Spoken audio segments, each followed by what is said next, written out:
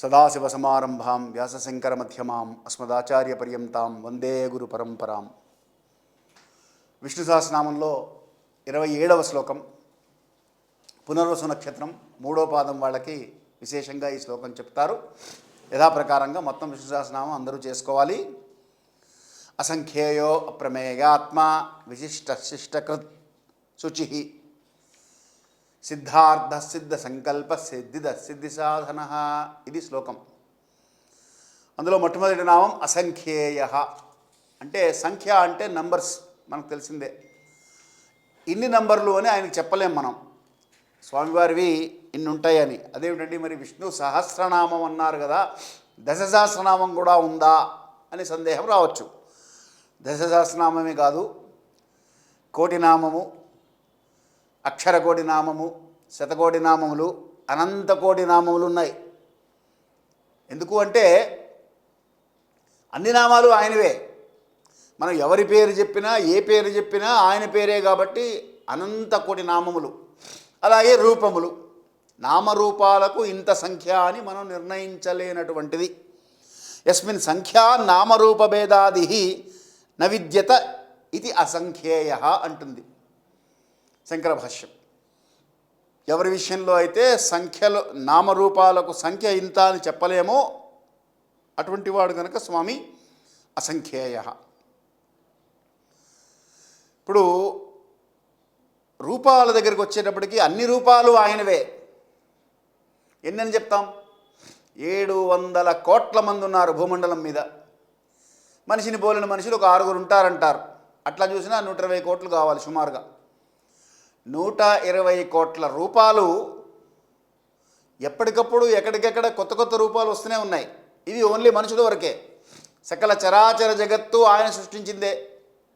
సర్వభూతానాం హృదయసే అర్జున తిష్టతి అన్నాడు కానీ సర్వ మనుష్యానాం హృదయసే అర్జున తిష్టతి అనలేదు. అందుకే మనకి మత్స్యావతారము, కూర్మావతారము, వరాహావతారం, ఈ అవతారాలు కూడా చూసుకుంటూ వచ్చాం. సో ఆయన వాటిల్లో కూడా ఆయనే ఉంటారు. ఆ రూపములు కూడా ఆయనవే, ఆ నామములు కూడా ఆయనవే. కాబట్టి ఎన్నని చెప్తాం? అసంఖ్యేయ అన్నది. అందుకు అర్జునుడికి స్వామివారు విశ్వరూప సందర్శనం చూసినప్పుడు అనేక బాహు దరవక్త్ర నేత్రం పశ్యామి త్వాం సర్వతో అనంత రూపం నాంతం న మధ్యం న పునస్తవాదిం పశ్యామి విశ్వేశ్వర విశ్వరూపా అని అనేకమైనటువంటి రూపాలు కనబడ్డాయట. ఎన్ని అని చెప్పలేం, ఇన్ని అని చెప్పలేం. అందుకని నాంతం న మధ్యం, పరమాత్మ ఒక్కడే. కానీ ఇన్ని ఆత్మలు, దేహబుద్ధ్యాతు దాసోహం, ఆత్మబుద్ధ్యాత్ తదంశక, జీవబుద్ధ్యాత్ త్వమేవాహం అన్నారు హనుమని ఒకసారి రామచంద్రమూర్తి అడిగారట. అందరిలో ఈయన నవవ్యాకరణ పండితుడు కాబట్టి ఒకసారి భగవంతుడు ఏం చేస్తారంటే ఒకరిని మిషగా పెట్టి వారి ద్వారా అందరికీ అందిస్తారు. హనుమాన్ నువ్వు ఎవరు అని అడిగారట. చతుస్సాగర పర్యంతం గోబ్రాహ్మణే ప్రసవం భవతు అని మొదలుపెట్టాలి ఆయన. ఆయనకి వెంటనే అర్థమైపోయింది. హనుమంతుల వారంటే సామాన్యులు కాదు కదండి. ఆయన పండితులలో పండితుడు, పండితోత్తముడు ఆయన. రాముడంతటి వాడు నన్ను నువ్వెవరో అని అడుగుతున్నాడు. ఎందుకు అడుగుతున్నారు? ఆయనకి తెలీదా నేను హనుమంతుడినని? ఆయనకు తెలీదా నేను అంజనీపుత్రుడినని? ఆయనకు తెలీదా నేను కేసరి నందనుడినని?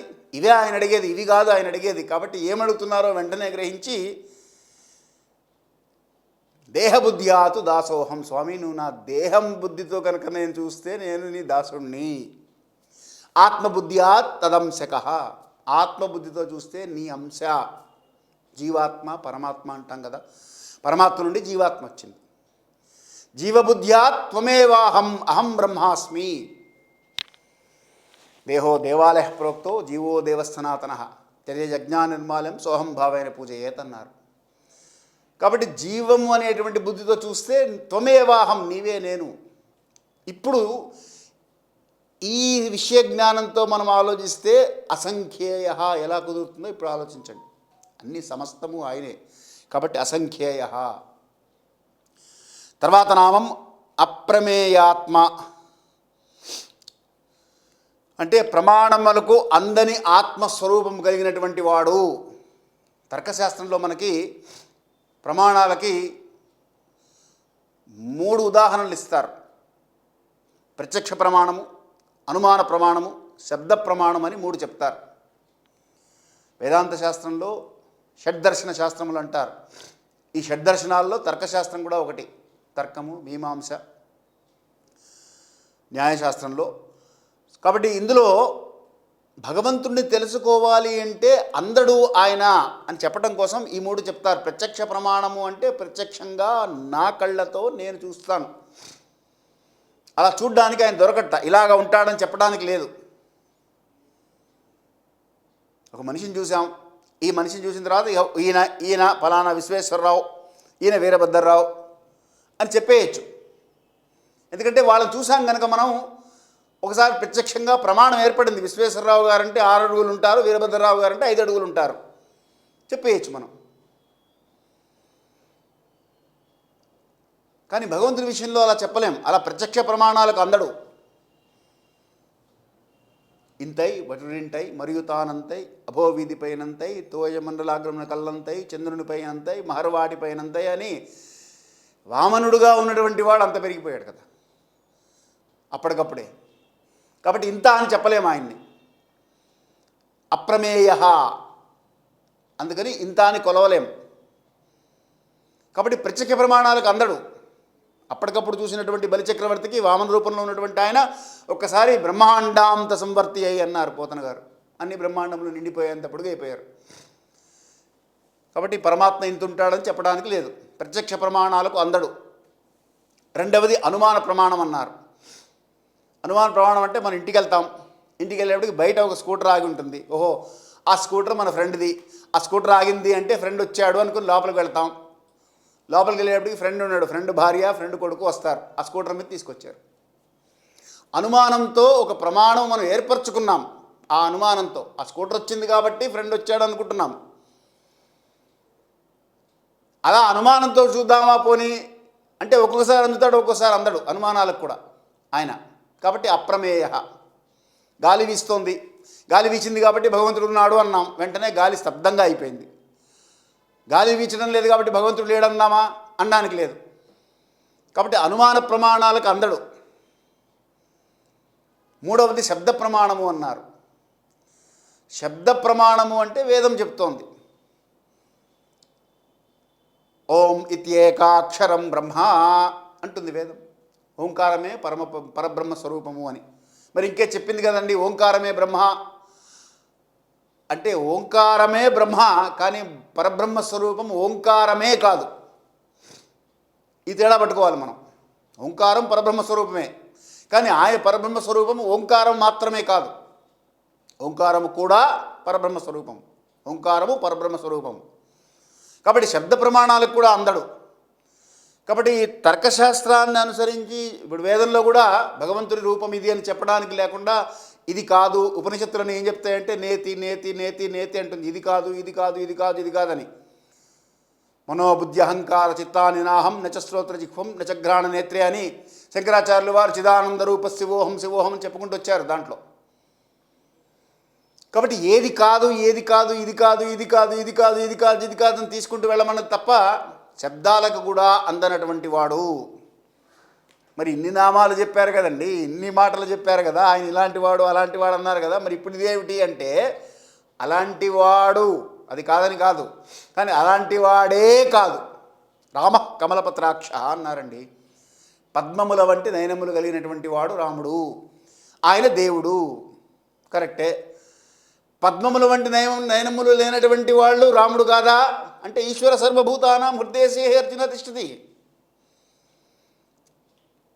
అటువంటి కళ్ళు లేనటువంటి వాడు కూడా రాముడే. ఇక్కడ మనకి అప్రమేయ అనేది కనెక్ట్ అవుతుంది అనమాట. అందుకని అప్రమేయ. యశోదాదేవికి పూర్వజన్మ సుకృతం వల్ల ఆయన లీలగా ఆయన దొరికాడు, ఆయనకి చిక్కాడు, ఆవిడికి చిక్కారు. ఆయన ఎందుకు చిక్కారు అంటే భక్తులకు నేను దొరుకుతాను అని చెప్పడం కోసం. తులసి దళానికి తూగారు సత్యభామ రుక్మిణుల మధ్య. కాబట్టి భక్తికి మాత్రమే నేను దొరుకుతాను విశ్వమంతా పూర్ణమై ఉన్నటువంటి వాడు. పూర్ణమిద పూర్ణమద, అది పూర్ణము ఇది పూర్ణము. పూర్ణాత్ పూర్ణముదచ్యతే అంటే నువ్వు ఏది చూస్తే అది పూర్ణం. పూర్ణస్య పూర్ణమాదాయ పూర్ణమేవావశిష్యతే. కాబట్టి పూర్ణమునందు పూర్ణముగానే ఉండేటువంటి వాడే తప్ప కొలవలేనటువంటి వాడు. అప్రమేయ విశిష్ట. తర్వాత నామం ఆయన యొక్క అతిశేతే సర్వమతో విశిష్ట అంటే సర్వమును మించినటువంటి వాడు ఆయన. మీరు ఏది తీసుకున్నా యజ్జద్విభూతిమత్సత్వం శ్రీమదూర్జితమేవ వా తత్తదేవావగచ్చత్వం మమ తేజోంశ సంభవం అని కదా అన్నాడు. ఆయన యొక్క విభూతులు ఏమిటి? ఐశ్వర్యము, తేజస్సు, బలము, జ్ఞానము. వీటిల్లో దేంట్లో చూసినా అందరికంటే విశిష్టమైనటువంటి వాడు, విలక్షణమైనటువంటి వాడు, విశేషమైనటువంటి వాడు. కాబట్టి విశిష్ట. దీనికి మనకి రామాయణంలో ఒక ఉదాహరణ కనబడుతుంది. కోన్వస్మిన్ సాంప్రదంలోకే గుణవాన్ కశ్చవీర్యవాన్ ధర్మజ్ఞశ్చ కృతజ్ఞశ్చ సత్యవాక్యో దృఢవ్రత చారిత్ర్యేణ చ కోయుక్తో సర్వభూతేషు కోహిత ఆత్మవాన్ కో జితక్రోధ జుజిమాన్ కోన్ అనసూయక కశ్యపి దేవశ్చ జాతి సంయుగే అని 16 గుణాలు చెప్తారు. వాల్మీకి మహర్షి నారదుల వారిని అడిగితే నారదుల వారు చెప్పుకుంటూ వస్తారు ఇదంతా. ఈ 16 గుణాల సమ్మేళనము రామచంద్రమూర్తి అని. ఈ 16 గుణాలు కలిసి ఉండడం ఒక వ్యక్తిలో అసాధారణము, విశిష్టత. అది విశిష్ట అంటే గుణవంతుడు, ధనవంతుడు, గుణవంతుడు, బలవంతుడు, ధనవంతుడు, భగవంతుడు రా అని ఆయన యొక్క లక్షణాలు, ఆయన యొక్క గుణాలు విశిష్టంగా ఉంటాయి. 15 ఉన్నటువంటి వాళ్ళు ఉంటారు, 14 ఉన్నటువంటి వారు ఉంటారు తప్ప 16 లక్షణాలు సంపూర్ణంగా ఉన్నటువంటి వ్యక్తి ఒక్క రామచంద్రమూర్తి మాత్రమే. పుంసాన్ మోహన రూపాయ పుణ్యశ్లోకాయ మంగళం అన్నది అందుకు. రామచంద్రుడితడు రఘువీరుడు కామిత ఫలమునీయగలిగే దేవుడు రామచంద్రుడితడు అని కోరిన కోరికలన్నీ తీర్చగల సమర్థతలో కూడా వైశిష్ట్యమే అయింది. కాబట్టి ఆ విశిష్టత ధర్మజ్ఞతలో, సర్వజ్ఞతలో, కృతజ్ఞతలో మీరు ఎక్కడెక్కడ రామాయణం అంతా చదివితే ఒక్కొక్క లక్షణము దాని వివరమంతా కూడా మనకు చూపిస్తారు వాల్మీకి మహర్షి.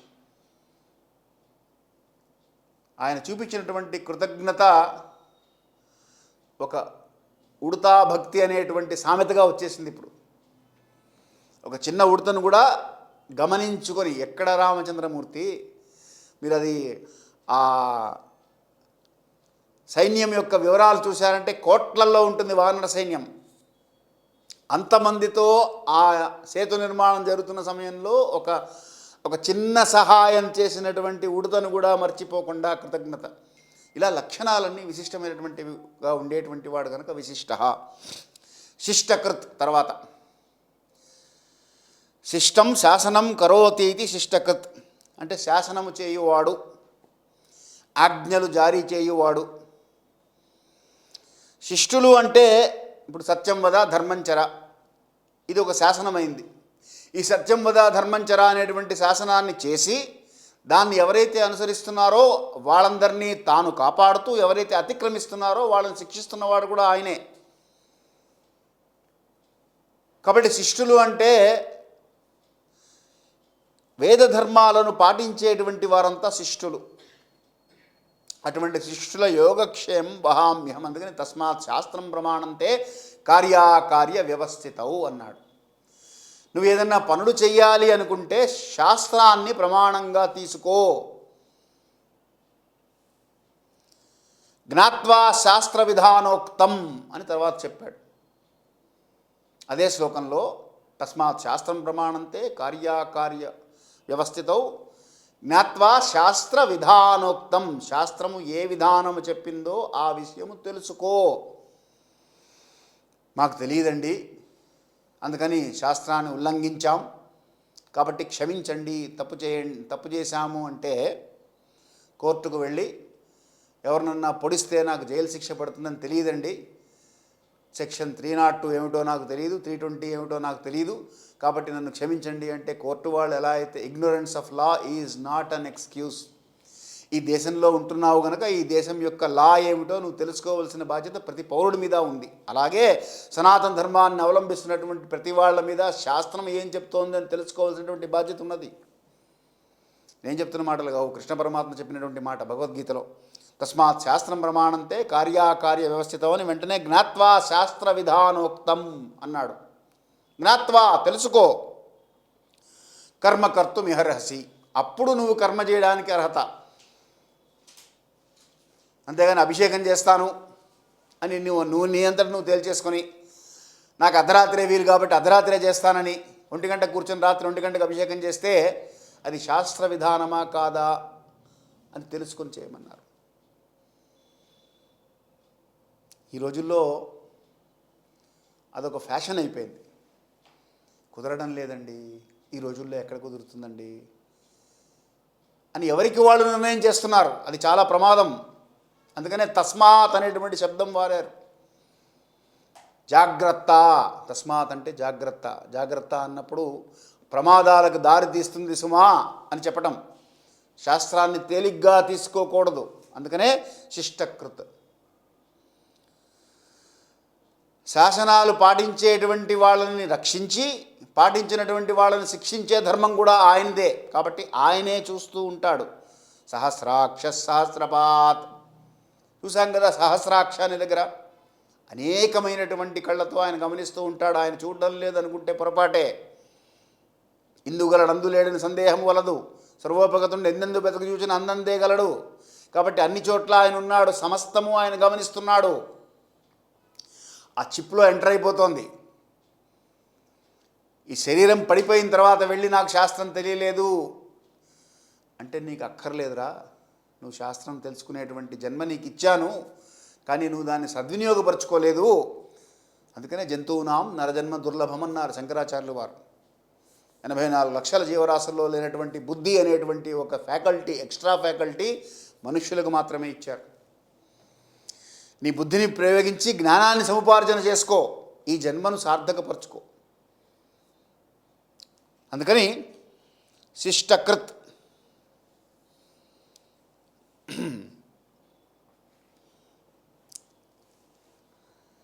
కురు కాష్ట వీత్యా హరణే యథా తద్వదితివా శిష్టకృత్ అని శంకరభాష్యం ఇంకో మాట చెప్పింది.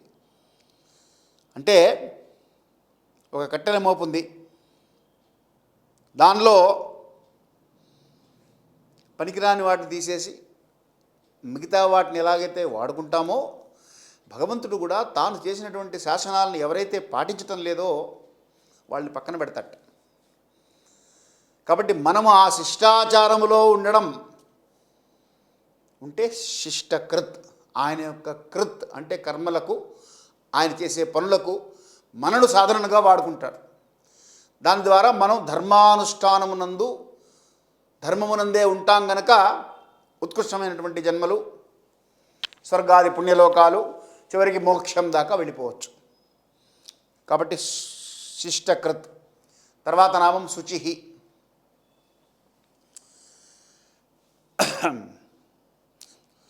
పవిత్రమైనటువంటి ఆత్మ కలిగినటువంటి వాడు కనుక శుచి. సింపుల్గా చెప్పాలంటే నిర్మలమైనటువంటి మనస్సు, నిష్కల్మషమైనటువంటి మనస్సు, రాగద్వేషాలకు అతీతంగా ఉండేటువంటి వాడు, రాగద్వేషాలకు అతీతంగా నిర్ణయాలు తీసుకునేటువంటి వాడు, ఎవరి సమం సర్వేషు భూతేషు అని సమస్త భూతములందు సమదృష్టి కలిగినటువంటి వాడు, అటువంటి మనస్సుతో నిర్ణయాలు చేస్తూ నడుపుతూ ఉంటాడు కనుక జన్మ కర్మచమే దివ్యం ఏవం యా వేతి తత్వతః అన్నాడు. శంకర భాష్యం సింపుల్గా నిరంజన శుచి అని చెప్పేసిందండి. శంకర భాష్యం ఒకటే మాటలు. జ్ఞానాగ్నిదగ్ధ కర్మాణం తమాహు పండితం బుధాః యస్య సర్వే సమారంభాః కామ సంకల్పవర్జిత. అంటే నిష్కామ కర్మలు చేసేటువంటి వాళ్ళ మనస్సులు నిష్కల్మషంగానే ఉంటాయి. ఆయన నిష్కామ కర్మ చేస్తున్నాడు. నమే కర్మఫలాన్ని లింపంతి నమే కర్మఫల స్పృహ అన్నాడు కదా. కాబట్టి కర్మఫలాల గురించి నేను ఆలోచించటం లేదు, ఆయన చేసే పనులనే ధర్మం కోసం చేస్తూ వెళ్ళిపోతున్నాడు. అలా ఉంటే అప్పుడు మాలిన్యములు అంటావు మనస్సుకు మాలిన్యం అంటపోతే శుచిగా ఉంటారు. ఆయన శుచి, మనం కూడా శుచిగా ఉండొచ్చు. తర్వాత సిద్ధార్థ అంటే ఇక అర్ధకామములన్నీ సిద్ధించినటువంటి వాడు, అంటే కోరికలు లేనటువంటి వాడు అని కాదు, కోరవలసిందేదీ లేనటువంటి వాడు. ఇప్పుడు ఒక విద్యార్థి చేరాడు, వేదం నేర్చుకోవాలి అనుకున్నాడు, పదమంతా నేర్చుకున్నాడు, పదం అయిపోయింది, నెక్స్ట్ క్రమం వెళ్ళాలనుకుంటాడు, అలాగే జటా వెళ్ళాలి, ఘనా వెళ్ళాలి అనుకుంటాడు తప్ప ఇంకా పదంలో నేర్చుకోవాల్సింది అయిపోయింది, నేర్చేసుకున్నాడు. తర్వాత స్థాయికి వెళ్తాడు. 5వ తరగతి పిల్లవాడు 5వ తరగతి సిలబస్ అంతా కంప్లీట్ చేసేసాడు అని మనం గట్టిగా చెప్పలేం. ఇప్పుడున్న విద్యా విధానం అలా ఉంది, పరీక్ష రాసి పాస్ అయితే చాలా అయిపోయాడని. వేద విద్యలో అలా ఉండేది కాదు, అలా ఉండదు. 84 పన్నాలు అర్ధరాత్రి లేపి ఎక్కడి నుంచి అందించినా అక్కడి నుంచి ఆ పనస చెప్పగలగాలి. ఆ ధారణ అలా ఉండేది విధానం. బట్ ఎనీవే, లౌకికంగా మనం ఆలోచిస్తే ఇంకా 5వ తరగతి పాస్ అయిపోయాడు కాబట్టి మళ్ళీ 5వ తరగతి పుస్తకాలు చదవక్కర్లా. కాబట్టి సిద్ధార్థ, భగవంతుడికి ఆయనకి కావలసినవంటూ ఏమీ లేవు. ఆప్తకాముడు అంటారు, అందుకే ఆయన్ని ఆప్తకాముడు అంటే తాను కోరుకునేటువంటి కోరికలేమీ లేనటువంటి వాడు కనుక ఆప్తకాముడు. తాను అవతారములు దాల్చి సాధించవలసినటువంటి ప్రయోజనములన్నీ సాధించేస్తూనే ఉన్నాడు కనుక ఇంకా చేయవలసిందంటూ ఏమీ ఉండదు. యదా యదా హి ధర్మస్య గ్లానిర్భవతి భారత అని ధర్మము కోసమే తాను అవతారాలు దాలుస్తున్నాడు, ధర్మ స్థాపన కోసం, ధర్మ సంస్థాపన కోసం అది చేస్తూ వెళ్ళిపోతున్నాడు. కాబట్టి సిద్ధార్థ. సిద్ధి సంకల్ప అంటే ఒక సంకల్పం చేశారు అంటే అది సిద్ధించి తీరుతుంది ఆయనకి. సిద్ధో నిష్పన్న సంకల్పో అస్యేతి సిద్ధ సంకల్ప, సత్య సంకల్ప అంటుంది శంకర భాష్యం. ఆయన సృష్టి చేయాలని ఒక సంకల్పం చేసేశారు. దాంట్లో జీవకోటిని ఉండాలనుకున్నారు, అయిపోయింది. అక్కడి నుంచి ఈ పర్వతాలు, నదులు, ఈ నక్షత్ర మండలాలు, గ్రహ మండలాలు, ఈ అష్టదిక్పాలకులు, బ్రహ్మాదులు ఇవన్నీ కూడా ఏర్పాటు చేసేశారు. అంటే ఏది కావాలంటే అది చేసుకోగల సమర్థత కలిగినటువంటి వాడు కనుక సిద్ధ సంకల్ప. ధర్మరక్షణార్థము అవతారములు దాల్చి ఏ రూపమంటే ఆ రూపములో, ఏ అవతారం అంటే ఆ అవతారము ఎంతకాలం ఉండాలో, దేని కొరకు ఉండాలో, ఏం చెయ్యాలో అన్నీ ఆయన నిర్ణయిస్తారు. దశవర్ష సహస్రాన్ని దశవర్ష శతాని చ. రాముడి అవతారం 11,000 సంవత్సరాలు, కృష్ణ భగవానుడి అవతారం 130 సంవత్సరాలే, వామనావతారము ఆ ఒక్కరోజే. కాబట్టి ఏ అవతారాన్ని యొక్క లక్ష్యమేమిటో ఆ అవతారానికి తగ్గట్టుగా తనను తాను అవతరింపజేసుకొని ధర్మ సంరక్షణ చేసే సంకల్పం చేస్తారు కనుక, చేసిన సంకల్పాన్ని సిద్ధించుకోగల సమర్థత కలిగినటువంటి వాడు కనుక సిద్ధ సంకల్ప. సిద్ధిద తర్వాత నామం. సిద్ధిఫలం కర్తృభ్య స్వాధికారానురూపతో దదాతీతి సిద్ధిద అంటుంది శంకర భాష్యం. అంటే కార్యసిద్ధికి సాధకమైనటువంటి వాడు. మనం ఏదన్నా కార్యము సిద్ధింపజేసుకోవాలి అంటే మనకి సాధకము ఉండాలి, సాధనము ఉండాలి. జీవుల యొక్క కర్మ ఫలితాలను అనుసరించి వాళ్ళకి కావలసినటువంటి సిద్ధులను ఆయనే ప్రసాదిస్తాడట. ఇప్పుడు ఒకరి కర్మఫలాన్ని అనుసరించి ఒక చక్కగా పాడుతున్నాడు, పాడటం అనేటువంటిది ఒక సాధకం. తద్వారా ఆయన జీవనం చక్కగా ఆనందంగా సంతోషంగా గడిచిపోతోంది. ఆ వైభవము ఆయన అందిస్తారు. కాబట్టి అటువంటి సాధకులను తయారు చేసి ఆ సిద్ధులను ప్రసాదించేటువంటి స్వామి కనుక సిద్ధిద అన్నారు. కాంక్షంత కర్మణం సిద్ధి యజంత హ దేవత క్షిప్రం హి మనుష్యలోకే సిద్ధిర్భవతి కర్మజా అని. యోగ సాధన చేసేటువంటి వాళ్ళు సిద్ధిని పొందాలి అంటే పరమాత్మను ఆశ్రయిస్తే తప్ప వేరే మార్గం లేదు, ఆయనే ప్రసాదిస్తారు. కాబట్టి దీని అంతటికీ మార్గం ఏమిటి అంటే సిద్ధి పొందాలి అంటే మదర్థమపి కర్మాణి కుర్వం సిద్ధిం అవాప్స్యసి అన్నాడు భగవద్గీతలో. నా కోసం కర్మలు చేస్తే నీకు సిద్ధిని ప్రసాదిస్తాను, నీకు ఏది కావాలంటే అది అందుతుంది. అంటే సిద్ధి పొందడము అంటే అనిమ మహిమ గరిమ ఇట్లాంటి అష్టసిద్ధులు పొందడం కాదు, పరమాత్మను చేరుకోవడం కోసం చేయాలంటే. తర్వాత సిద్ధి సాధన, ఇది ఆఖరినామం ఈ శ్లోకంలో. సిద్ధే క్రియాయా సాధకత్వాత్ సిద్ధి సాధన అంటే కార్యసిద్ధికి సాధనమైనటువంటి వాడు. సాధనము సాధకము రెండూ ఉండాలి. రెండూ ఉంటేనే ఏ కార్యమైనా సాధ్యమవుతుంది. సాధ్యము కావాలి అంటే సాధకము సాధనము రెండూ ఆయనే ఉండి చేయిస్తున్నాడు కనుక ఆ సాధనాలను కూడా ఆయనే. అంటే ఇప్పుడు పాడే వాళ్ళని తీసుకుందాం, మంచి గొంతున్నది, చక్కగా పాడగలడు, అది సాధకం. మరి సాధనం ఏమిటి? పాడడానికి ఓపిక ఉండాలిగా. మంచి గొంతుంది కానీ ఎప్పుడు నీరసంగా ఉంటాడు, లేదా శరీరం సహకరించడం లేదు, లేదా ఫ్లైట్ మిస్ అయిపోయింది ప్రోగ్రామ్కి. ఇవన్నీ సాధనాలు. ఈ సాధనాలను అన్నిటినీ ఆయనే అందించి ఆ సకాలంలో ఆ సమయానికి అక్కడికి చేర్చగలిగినటువంటి సాధనములను కూడా ఆయనే అందిస్తాడు. కాబట్టి సిద్ధి సాధన అన్నారు. సిద్ధార్థ, సిద్ధి సంకల్ప, సిద్ధిద, సిద్ధి సాధన, ఈ 4 నామాలు చేసుకుంటే సంకల్పాలు సిద్ధిస్తాయి. ఎవరికి ఏ సంకల్పం ఉన్నా సిద్ధార్థ సిద్ధి ఇది ఈ విష్ణు సహస్రనామంలో గొప్పతనం ఏంటంటే అండి, చాలా తక్కువ నియమాలు. సిద్ధార్థ సిద్ధ సంకల్ప సిద్ధిద సిద్ధి సాధన, సిద్ధార్థ సిద్ధి సంకల్ప సిద్ధిద సిద్ధి సాధన. మీరు మనసులో అనుకోండి చాలు, మీ సంకల్పాలు సిద్ధిస్తాయి.